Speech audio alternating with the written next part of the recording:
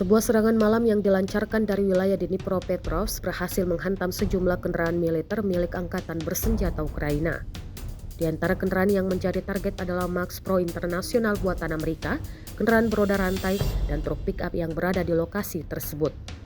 Rekaman detik-detik serangan diunggah di Telegram pada Jumat 9 Mei 2025. Dalam operasi tersebut, pasukan penyerang menggunakan drone FPV, V-40 dan KVN. Drone-drone ini dilaporkan mengenai target secara akurat, menyebabkan kerusakan signifikan pada kendaraan militer Ukraina. Dan diketahui serangan ini dilakukan sebelum adanya gencatan senjata 3 hari.